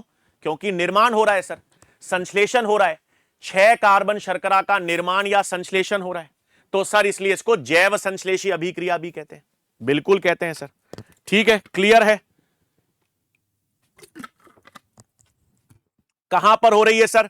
ये कहां पर होती है? स्ट्रोमा या पीठिका में होगी, पता ही अपन को।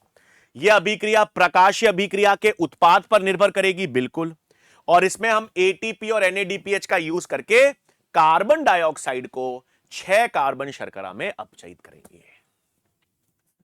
और इसमें सबसे प्रमुख जैव संश्लेषी चक्र आता है C3 चक्र या कैल्विन बेंसन चक्र। तो अब हम डार्क रिएक्शन में सबसे पहले किसकी बात करेंगे? कैल्विन बेंसन चक्र या C3 चक्र। सबसे प्रमुख चक्र है, सभी पादपों में देखा जाता है। सारे पादप जो प्रकाश संश्लेषण करते हैं, सारे पादप जो प्रकाश संश्लेषण करते हैं, उनमें यह कैल्विन बेंसन चक्र होगा। ठीक है, कैल्विन बेंसन चक्र की खोज किसमें की थी बच्चों? हरी शैवाल में। कैल्विन बेंसन चक्र की खोज किसमें हुई थी? क्लोरेला और सेंट डेस्मस जैसी हरी शैवाल में हुई थी। और किस तकनीक का इस्तेमाल किया गया था? C14 विकिरण सक्रिय तकनीक का इस्तेमाल किया गया था। ठीक है, अब कैल्विन चक्र में 3 पद होते हैं बच्चों। कैल्विन चक्र में हम कार्बन डाइऑक्साइड से 6 कार्बन शर्करा बनाएंगे और इसमें 3 पद होते हैं। 3 पद कौन से होते हैं बच्चों? पहला पद होता है कार्बोक्सिलीकरण, दूसरा पद होता है अपचयन यानी रिडक्शन, और तीसरा पद होता है पुनर्उद्भवन या रीजेनरेशन। इन 3 पदों के द्वारा हम कार्बन डाइऑक्साइड को 6 कार्बन शर्करा में अपचयित करेंगे। और इसमें यूज क्या होगा? इसमें हमको यूज क्या करना है सर? ATP और NADPH यूज करना है। और सर ये ATP और NADPH कहां से आए हैं? सर ये ATP NADPH प्रकाशीय अभिक्रिया से आए हैं। ठीक है भाई, तो कैल्विन चक्र अब देख लेते हैं अपन। कैल्विन चक्र या C3 चक्र। अब कैल्विन चक्र में देखो पहला पद आता है कार्बोक्सिलीकरण। कैल्विन चक्र में पहला पद आता है कार्बोक्सिलीकरण। इसमें क्या होता है बच्चों? इसमें 5 कार्बन यौगिक होता है RUBP। 5 कार्बन यौगिक होता है RUBP, राइब्यूलोस 1,5 बिसफॉस्फेट। कितने कार्बन यौगिक है बच्चों? 5 कार्बन यौगिक है। ये कार्बन यौगिक CO2 को ग्रहण करता है। ये 5 कार्बन CO2 को ग्रहण करेगा, मतलब पहला कार्बन डाइऑक्साइड ग्राही। कैल्विन चक्र में, C3 चक्र में, कैल्विन बेंसन चक्र में पहला कार्बन डाइऑक्साइड ग्राही 5 कार्बन RUBP का होता है। और ये 5 कार्बन RUBP कार्बन डाइऑक्साइड से जुड़ेगा। तो सर 5 कार्बन और कार्बन डाइऑक्साइड का 1 कार्बन, 5 कार्बन और 1 कार्बन मिलके तो सर 6 कार्बन यौगिक बनाते हैं। ये 6 कार्बन यौगिक अस्थिर होता है। ये 6 कार्बन यौगिक अस्थिर होता है। अस्थिर होता है बच्चों, तो ये टूट जाता है और ये 3 कार्बन के 2 अणुओं में टूटता है, 3 फॉस्फोग्लिसरेट। तो पहला स्थिर यौगिक जो बना, पहला स्थिर यौगिक बना 3 कार्बन का, और 3 कार्बन का बना, इसलिए इस चक्र को C3 चक्र कहते हैं। केल्विन चक्र को C3 चक्र क्यों कहा जाता है बच्चों? क्योंकि जो पहला स्थिर यौगिक है, पहला स्थायी यौगिक है, वो 3 कार्बन का है, 3 फॉस्फोग्लिसरेट, और उसके 2 अणु बनेंगे बच्चों, क्योंकि 6 कार्बन तो अस्थिर था, वो टूट गया। इस प्रक्रिया को अपन ने कहा कार्बोक्सिलीकरण, और इस प्रक्रिया का उत्प्रेरण कौन करता है बच्चों? रुबिस्को। अब रुबिस्को की तैयारी 360 डिग्री करो। जैव अणु में दे रखा है पादप जगत में, पादप जगत क्या, पूरे ब्रह्मांड में, पूरे जैव मंडल में सर्वाधिक मात्रा का प्रोटीन कौन सा होता है? रुबिस्को। सर्वाधिक मात्रा में जो प्रोटीन पाया जाता है वो रुबिस्को है, और सर्वाधिक मात्रा में जो जंतु प्रोटीन पाया जाता है वो कोलेजन है। अब ये रुबिस्को विशेष एंजाइम है बच्चों। रुबिस्को एंजाइम जो है ना, वो कार्बन डाइऑक्साइड से भी जुड़ सकती है और ऑक्सीजन से भी जुड़ सकती है। मतलब रुबिस्को एंजाइम कार्बोक्सिलेज के रूप में भी काम कर सकती है और ऑक्सीजनेज के रूप में भी काम कर सकती है। CO2 से भी जुड़ सकती है, ऑक्सीजन से भी जुड़ सकती है। यहां पर ये CO2 से जुड़ रही है क्योंकि इसका ज्यादा प्रेम, इसका ज्यादा लगाव, इसकी ज्यादा बंधुता CO2 के लिए है। तो यहां पर ये किसके रूप में काम कर रही है? कार्बोक्सिलेज। फिर दूसरा पद आता है बच्चों अपचयन। अपचयन में कुछ नहीं है, अपचयन का मतलब है ग्लाइकोलाइसिस के विपरीत पद है। ग्लाइकोलाइसिस में अपन 6 कार्बन से 3 कार्बन बनाते हैं, ग्लाइकोलाइसिस में 6 कार्बन से 3 कार्बन बनाते हैं, यहां पर 3 कार्बन यौगिकों से 6 कार्बन बन रहा है। अपचयन में 3 कार्बन से 6 कार्बन बनेगा। कैसे? 3 फॉस्फोग्लिसरेट से बना बच्चों 1,3 बिस फॉस्फोग्लिसरेट। सर फॉस्फेट जुड़ा, फॉस्फेट जुड़ा तो कहां से आया सर? ATP से। ये फॉस्फेट कहां से आया सर? ATP से। 2 अणु हैं तो 2 ATP खर्च हो गए सर। फिर बिस फॉस्फोग्लिसरेट से बना ग्लिसरैल्डिहाइड। एसिड से क्या बना? एल्डिहाइड। एसिड से क्या बना? एल्डिहाइड। एसिड से एल्डिहाइड बना तो सर अपचयन हुआ। अपचयन हुआ तो हाइड्रोजन कहां से आया सर? NADPH से आया। और ये ATP NADPH दोनों कहां से आ रहे हैं? ये ATP NADPH दोनों कहां से आ रहे हैं? प्रकाशीय अभिक्रिया से। तो ये ATP और NADPH यूज होगा, और ATP और NADPH यूज होकर अपचयन के द्वारा 6 कार्बन शर्करा बनेगी। यह दूसरा पद था अपचयन। अब देखो यार, आपको करना क्या है सर? कार्बन डाइऑक्साइड से 6 कार्बन शर्करा बनानी है। अगर कार्बन डाइऑक्साइड से 6 कार्बन शर्करा बनानी है तो सर इस चक्र को 6 बार चलाना पड़ेगा ना, क्योंकि कार्बन डाइऑक्साइड में तो एक ही कार्बन है, कार्बन डाइऑक्साइड में तो एक ही कार्बन है। अगर कार्बन डाइऑक्साइड से 6 कार्बन की शर्करा बनानी है तो 6 बार यह कार्बन डाइऑक्साइड को स्थिर करना पड़ेगा, और 6 बार CO2 को स्थिर करने के लिए आपको बार बार RUBP का पुनरुद्भवन करना पड़ेगा। RUBP पहले CO2 को स्थिर करेगा, फिर RUBP दूसरे CO2 को स्थिर करेगा, तो बार बार RUBP का पुनरुद्भवन करना पड़ेगा, और RUBP के पुनरुद्भवन करने के लिए ATP खर्च लगता है। सही बात। तो एक केल्विन चक्र था बच्चों, एक केल्विन चक्र, एक केल्विन चक्र में कितने ATP खर्च हो रहे हैं सर? 2 ATP यहां पर, 1 ATP यहां पर। तो सर एक केल्विन चक्र में 3 ATP खर्च हो रहे हैं और 2 NADPH खर्च हो रहे हैं। एक केल्विन चक्र में कितना खर्चा लग रहा है भाई बनाने के लिए? 3 ATP और 2 NADPH। तो सर 6 कार्बन शर्करा बनाने के लिए, 6 कार्बन शर्करा बनाने के लिए चक्र को 6 बार चलाना पड़ेगा। तो 6 बार कितने हो गए बच्चों? 18 ATP। कितने हो गए? 18 ATP। तो एक केल्विन चक्र में 3 ATP और 2 NADPH का यूज होता है। तो 6 कार्बन शर्करा के लिए 6 केल्विन चक्र लगेंगे, और 6 कार्बन शर्करा के लिए निर्माण के लिए कुल 18 ATP और 12 NADPH खर्चा लगता है। कितना खर्चा लगेगा बच्चों? 18 ATP और 12 NADPH लगेंगे केल्विन चक्र के माध्यम से। क्लियर बात है बच्चों? अब आपको ध्यान में रखना है, यह केल्विन चक्र जिन पादपों में देखा जाएगा, केल्विन चक्र दर्शाने वाले पादप C3 पादप होते हैं, और ये C3 पादप ठंडे क्षेत्रों में मिलते हैं। ये C3 पादप जो है ना, टमाटर है, बेल मिर्च है, ये शीतोष्ण क्षेत्रों में मिलते हैं, जहां पर औसतन तापमान 15 से 25 डिग्री होता है। ये ठंडे क्षेत्रों में मिलते हैं। तो सर क्या होता है, देखो अब C3 पादपों में, सर ये ठंडे क्षेत्रों में साल में से 8-9 महीने तो ठंडा रहता है, 8-9 महीने तो ठंडक रहती है। सही बात है। एक सेकंड रुको बच्चों।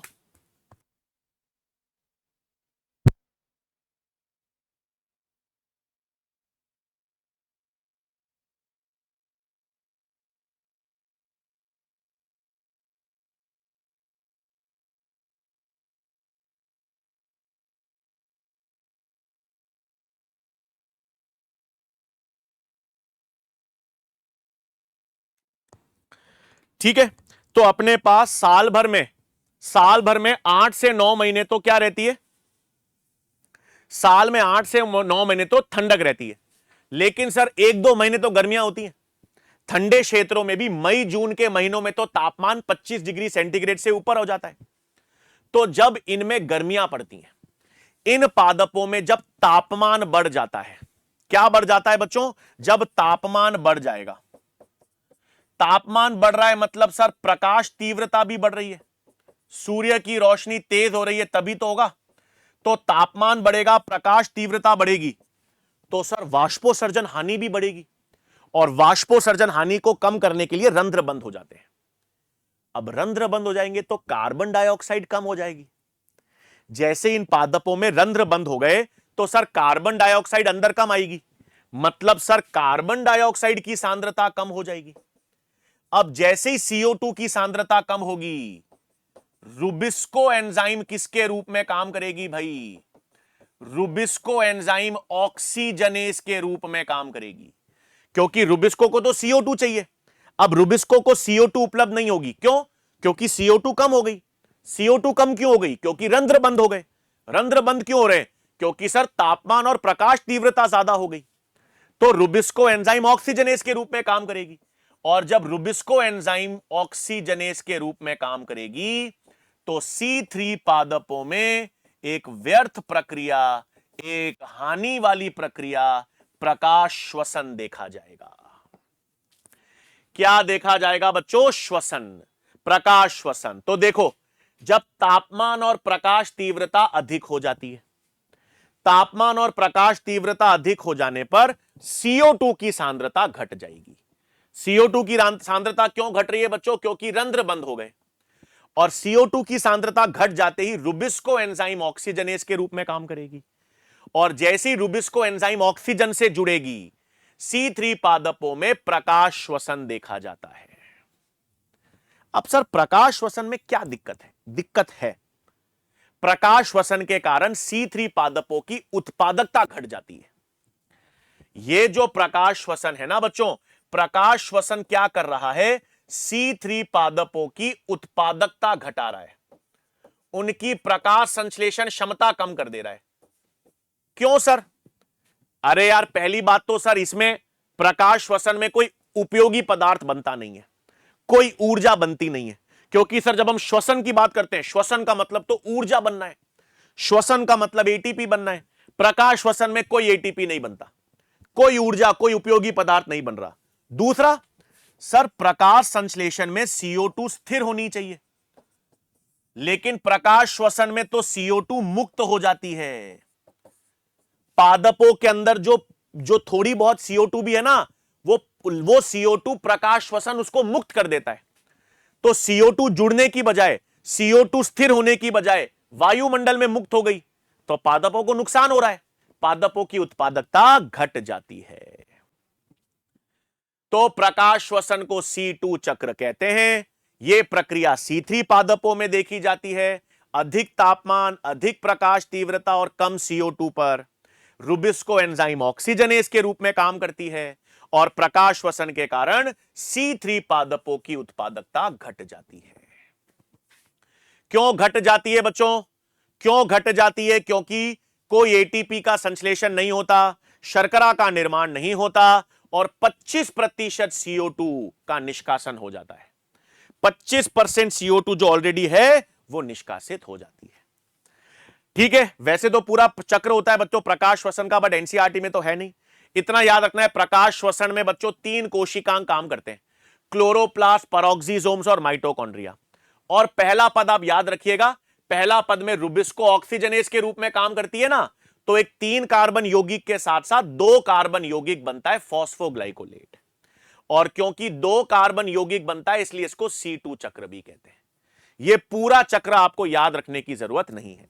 3 कोशिकांग होते हैं, क्लोरोप्लास्ट, पेरोक्सिसोम्स, माइटोकॉन्ड्रिया, और पहला पद जो है वो ऑक्सीजनेशन होता है। यहां पर कार्बोक्सिलीकरण नहीं हो रहा क्योंकि रुबिस्को कार्बोक्सिलेज के रूप में काम नहीं कर रही है, ऑक्सीजनेज के रूप में काम कर रही है।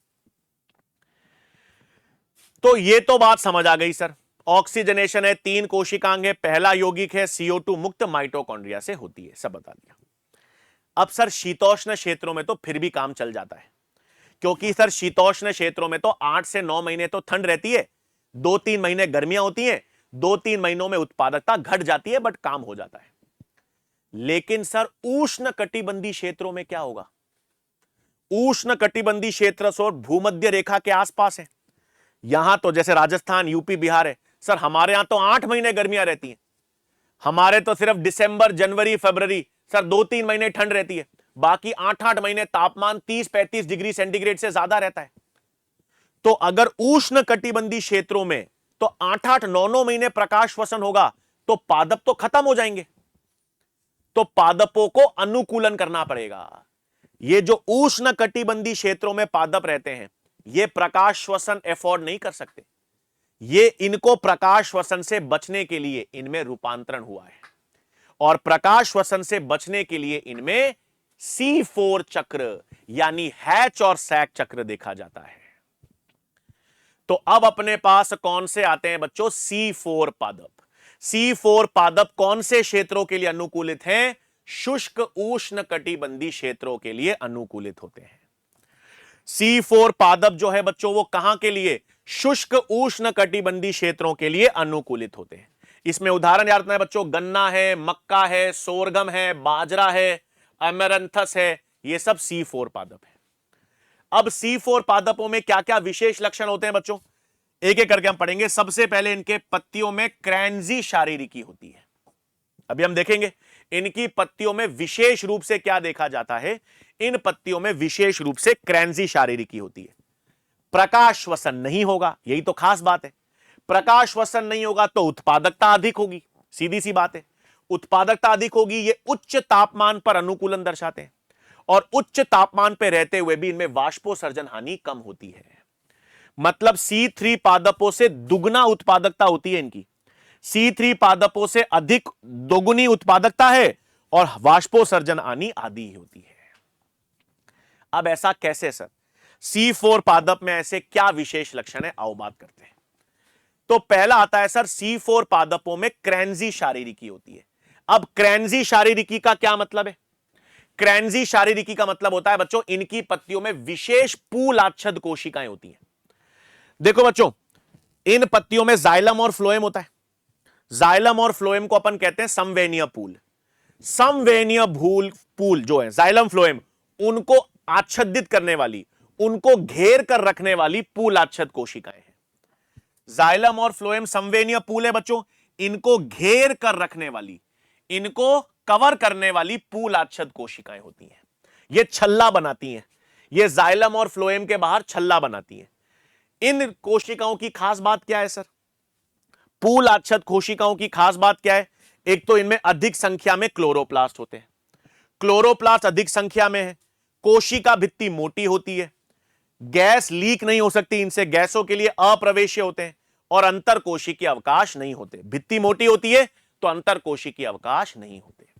और सबसे प्रमुख चीज है इसमें भर भर के क्लोरोप्लास्ट है, इनमें क्लोरोप्लास्ट ज्यादा है।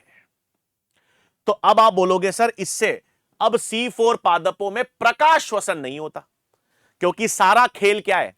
सारा खेल है ये C4 पादपों ने अपना अनुकूलन ही क्यों किया है, C4 पादपों में ये बदलाव ही क्यों आया है? ताकि वो प्रकाश श्वसन से बच सकें।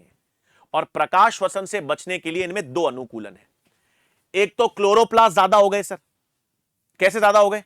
अरे सर, मीजोफिल सेल्स में क्लोरोप्लास्ट थे, इनमें और पूल आच्छद कोशिकाएं भी हैं।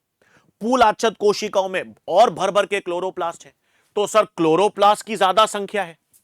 और दूसरा सर, इनके अंदर विशेष पेप कार्बोक्सिलेज एंजाइम होती है, अभी देखेंगे। तो सर क्लोरोप्लास्ट ज्यादा है, पेप कार्बोक्सिलेज एंजाइम है, ये दोनों पर्याप्त मात्रा में CO2 स्थिर करते हैं। ज्यादा क्लोरोप्लास्ट है, ज्यादा CO2 स्थिर करेंगे। पेप कार्बोक्सिलेज ऑक्सीजन से जुड़ती नहीं है, पेप कार्बोक्सिलेज सिर्फ CO2 से जुड़ेगी।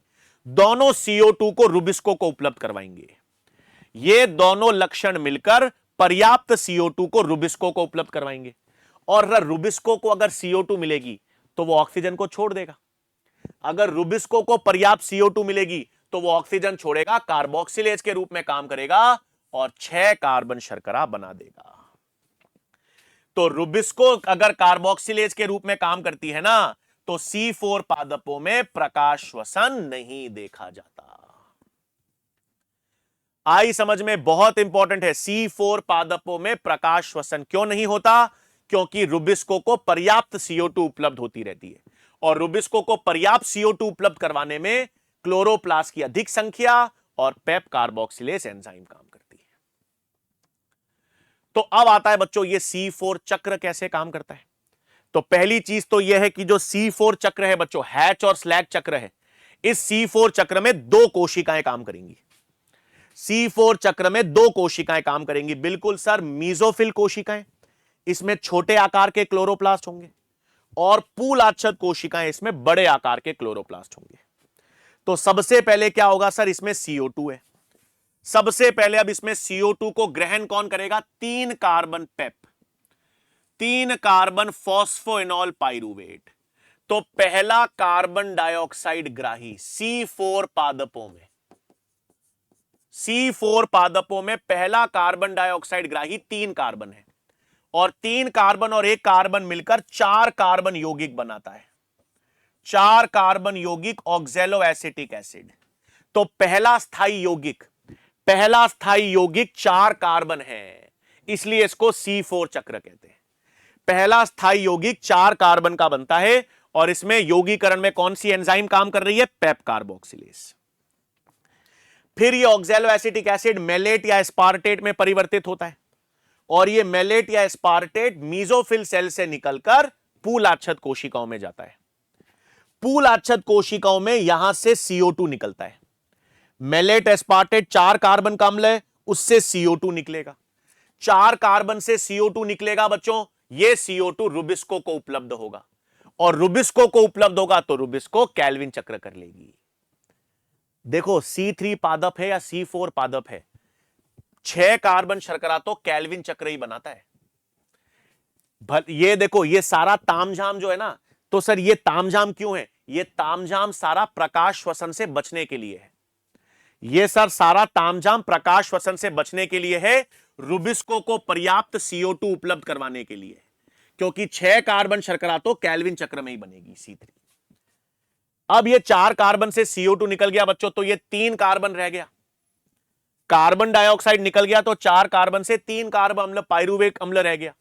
ये पाइरुविक अम्ल वापस कहां आएगा? ये वापस मीजोफिल कोशिका में आएगा, और पाइरुवेट पुनरुद्भवन से वापस पेप बना देगा। और पाइरुवेट जब वापस पेप बनाएगा ना बच्चों, तो इसके लिए एक ATP, 2 ऊर्जा खर्च होगी। ATP से AMP बन रहा है बच्चों, ATP से AMP, सर ट्राइफॉस्फेट से मोनोफॉस्फेट, 2 ऊर्जा बंद खर्च हो रहे हैं। 2 ऊर्जा बंद खर्च हो रहे हैं, मतलब 2 ATP के बराबर खर्च हो रहा है। तो अब आप बताओ मेरे को, एक C4 चक्र में कितनी ऊर्जा खर्च हुई? सर एक C4 चक्र में 3 ATP तो C3 वाले, 3 ATP और 2 NADPH प्लस एक्स्ट्रा 2 ATP यहां पर। तो सर एक C4 चक्र में 5 ATP और 2 NADPH खर्च आ रहा है। 2 ATP पर चक्र ज्यादा खर्च आ रहा है, और यह चक्र भी 6 बार चलना चाहिए। भाई 6 कार्बन शर्करा बनानी हो तो यह चक्र भी 6 बार चलेगा सर, 6 बार चलेगा। तो C4 पादपों में C4 पादपों में 6 कार्बन शर्करा बनाने के लिए 30 एटीपी खर्चा आएगा। तो एक C4 चक्र में 5 एटीपी और 2 NADPH है, मतलब पर चक्र 2 एटीपी खर्चा अलग आ रहा है एक्स्ट्रा। तो 6 कार्बन शर्करा के लिए 6 C4 चक्र चाहिएंगे, 30 एटीपी और 12 NADPH यूज होगा। भाई सिंपल सा बात है, अपना लॉजिक सोचो। सर अभी गर्मी आएंगी तो गर्मियों से बचने के लिए क्या होगा? गर्मियों से बचने के लिए सर कूलर चलाया जाएगा, एसी चलाए जाएंगे। तो गर्मियों से बचने के लिए एसी और कूलर गर्मी से तो बचा देंगे, लेकिन बिजली का खर्चा ज्यादा आएगा ना। सेम C4 पादप भी ऐसे हैं। C4 पादपों को गर्मी प्रकाश श्वसन से बचना है। प्रकाश श्वसन से बचने के लिए इनके लिए कूलर एसी क्या है? C4 चक्र, लेकिन खर्चा ज्यादा लगेगा। 18 एटीपी की बजाय 30 एटीपी का खर्चा लग रहा है। आ गई बात सबको समझ में? तो ये C4 चक्र हो गया बच्चों। अब अगर अपन तुलना करें, देखो ये बहुत इंपॉर्टेंट है। अब अगर मैं C3 पादप और C4 पादपों की तुलना करूं तो ये सारे बिंदु आपको ध्यान में रखने हैं।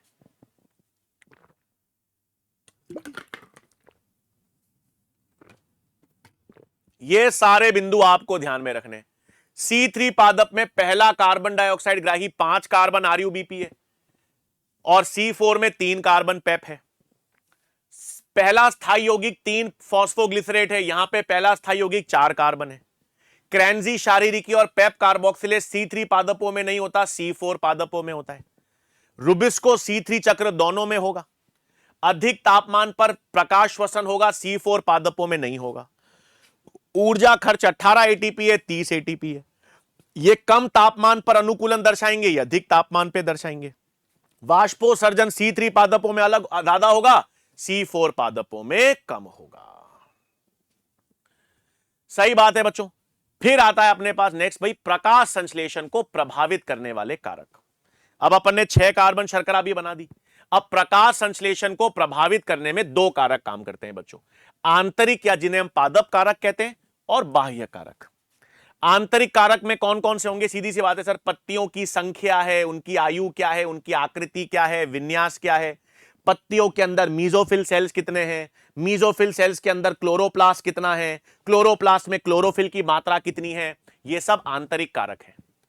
जितना ज्यादा क्लोरोफिल होगा, जितना बेहतर क्लोरोप्लास्ट काम करेंगे, जितनी ज्यादा पर्णमध्योतक कोशिकाएं होंगी, पत्तियां होंगी, वो प्रकाश संश्लेषण को प्रभावित करेंगी। और बाह्य या वातावरण कारक में प्रकाश है, CO2 है, तापमान है और जल है। ठीक है, अब अपन बात करते हैं सर ये बाह्य कारक कैसे प्रभावित करते हैं। तो बाह्य कारक कैसे प्रभावित करते हैं, इसको समझने के लिए अपने पास ब्लैकमैन का एक सीमा कारक का नियम आता है।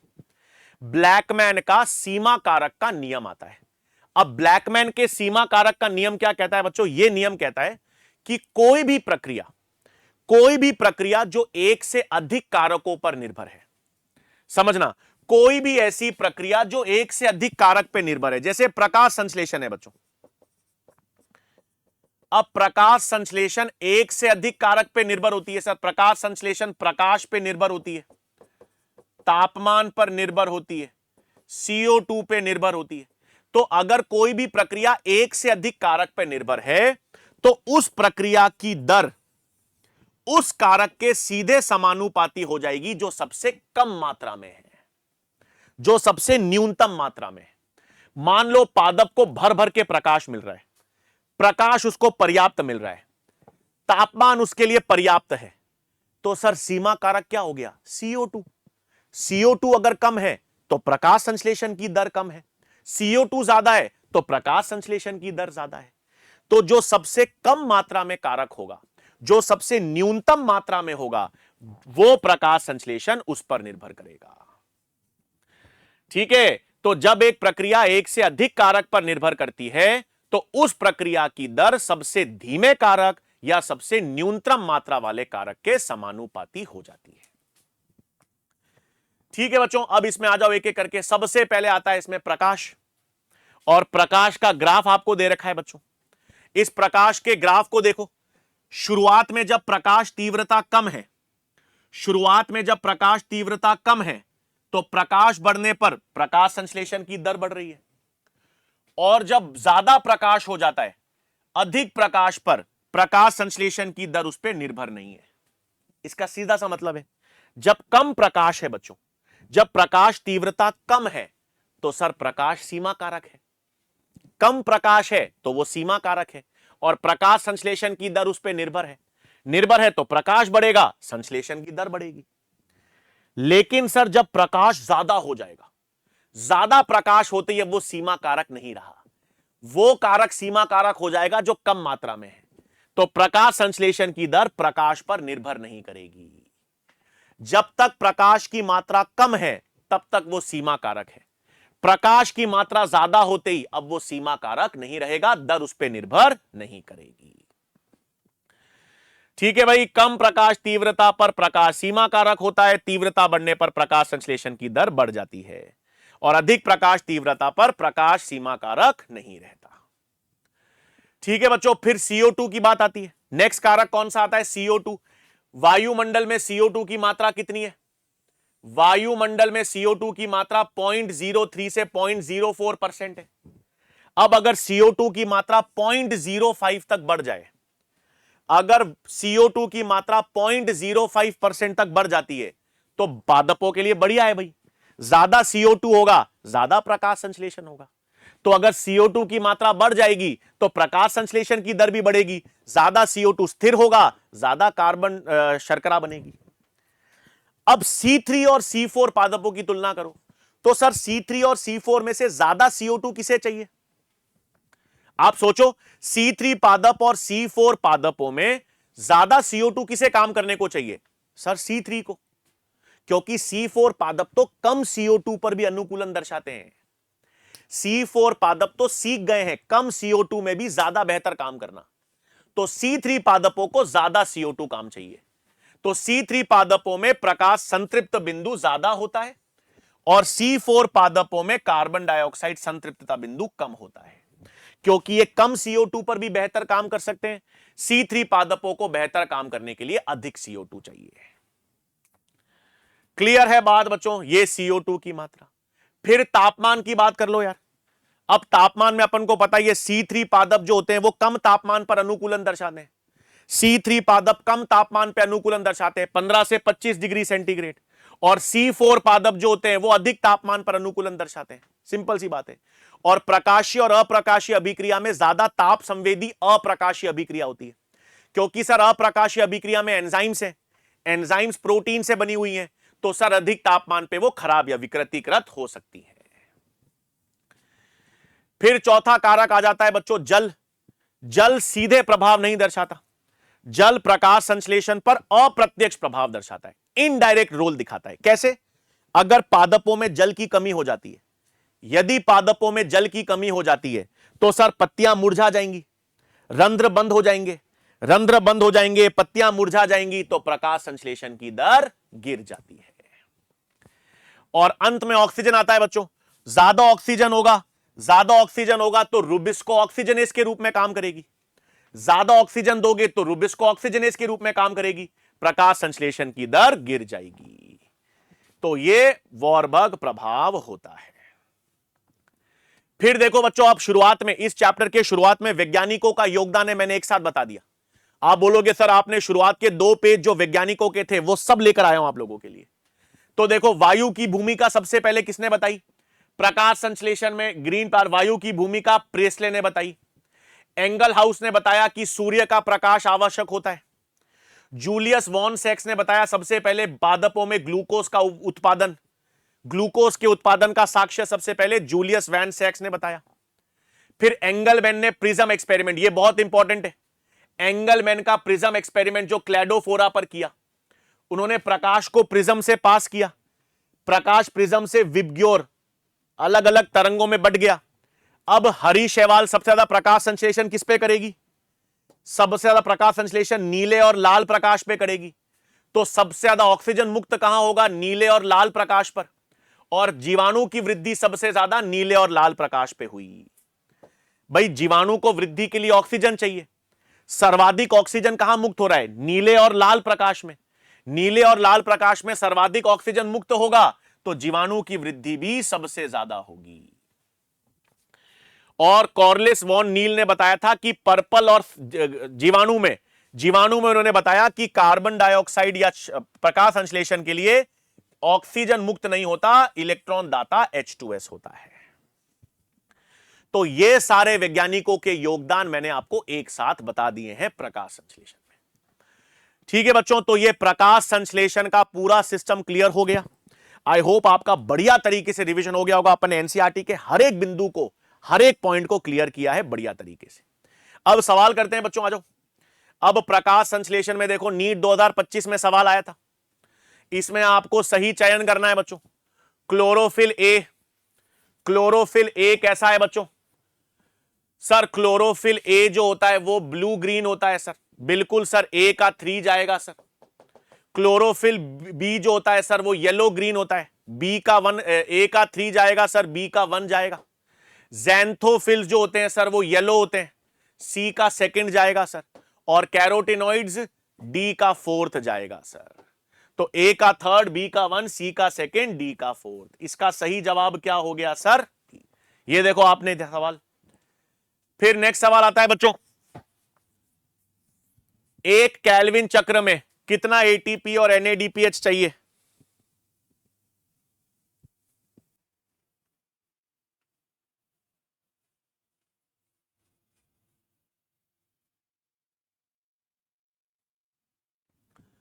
तो एक केल्विन चक्र में बच्चों, याद आया सर, एक केल्विन चक्र में 3 एटीपी और 2 एनएडीपीएच चाहिए होते हैं।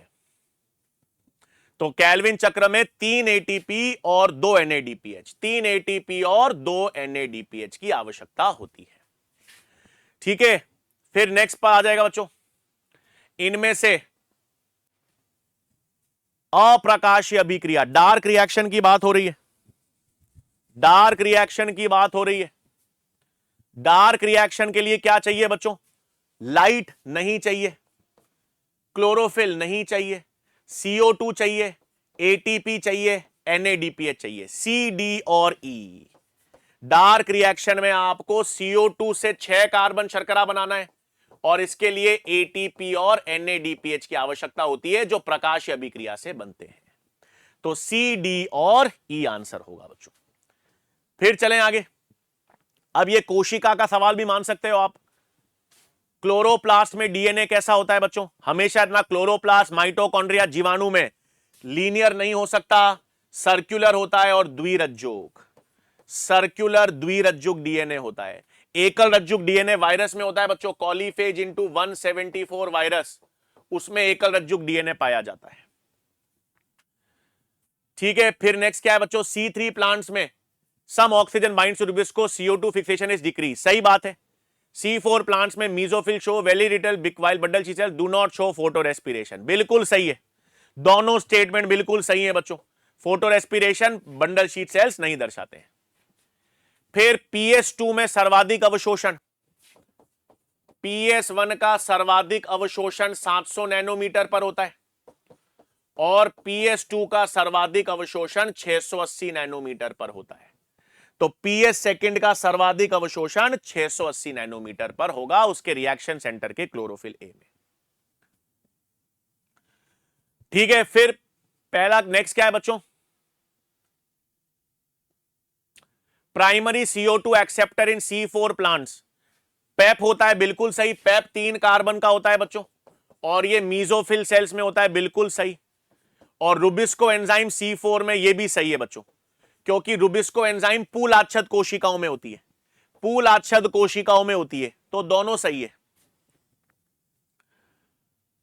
फिर है बच्चों, निम्न में से कौन सा कथन केमिओस्मोसिस के द्वारा एटीपी संश्लेषण के दौरान ऊर्जा निर्मुक्त होने के विषय में सत्य नहीं है? ठीक है, कौन सा ट्रू नहीं है? इसमें बच्चों देखो, प्रोटॉन का मूवमेंट होता है, बिल्कुल सही। एनएडीपी से एनएडीपीएच स्ट्रोमल साइड में होता है। प्रोटॉन, इलेक्ट्रॉन प्रवणता का विघटन नहीं होता यार, इलेक्ट्रॉन प्रवणता का विघटन एटीपी संश्लेषण के लिए जरूरी नहीं है।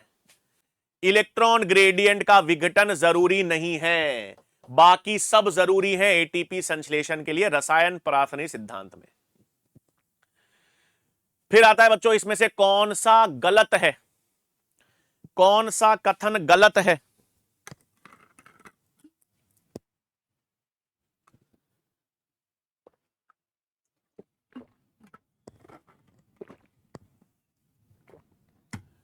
तो पहला ही गलत हो गया बच्चों। चक्रीय फास्फोरिलीकरण में पीएस सेकंड नहीं होता, केवल पीएस1 होता है, बाकी सारे के सारे सही हैं। ठीक है बच्चों। फिर आता है प्रकाशीय अभिक्रिया में प्लास्टोक्विनोन से इलेक्ट्रॉन का सुविधा। प्लास्टोक्विनोन क्या करता है बच्चों? प्लास्टोक्विनोन का इलेक्ट्रॉन ट्रांसफर कहां से कहां करता है? वो करता है बच्चों पीएस सेकंड से साइटोक्रोम B6F पे। पीएस सेकंड से साइटोक्रोम B6F पे करता है। ये अचक्रीय प्रकाशीय फास्फोरिलीकरण है। फिर रुबिस्को एंजाइम, प्रकाश श्वसन में बात हो रही है बच्चों, प्रकाश श्वसन की बात हो रही है। तो सर प्रकाश श्वसन में क्या हो रहा था? RuBp 5 कार्बन यौगिक ऑक्सीजन से जुड़ता है, 3 कार्बन फॉस्फोग्लिसरेट बनता है और 2 कार्बन फॉस्फोग्लाइकोलेट बनता है। 2 मॉलिक्यूल नहीं बनते, 6 का बनता ही नहीं, 4 और 2 का बनता ही नहीं। ये है एक अणु 3 कार्बन का बनता है और एक अणु 2 कार्बन का बनता है। क्लियर है बात बच्चों? फिर नेक्स्ट है ये एंगलमैन का प्रयोग। एंगलमैन का प्रयोग है, एंगलमैन का प्रयोग है। इसमें बता दो सर्वाधिक, भाई सर्वाधिक प्रकाश संश्लेषण नीले और लाल प्रकाश में होगा, सबसे ज्यादा ऑक्सीजन मुक्त इसमें होगी, तो जीवाणु की वृद्धि भी सबसे ज्यादा इसी में होगी। तो ब्लू और रेड इसका जवाब होगा। ठीक है बच्चों, तो आई होप आपका ये सेशन बहुत बढ़िया रहा होगा। आपका प्रकाश संश्लेषण वाला पूरा चैप्टर बढ़िया तरीके से रिवाइज हो गया होगा। ठीक है बच्चों, चलिए भाई, सबको बहुत बहुत धन्यवाद।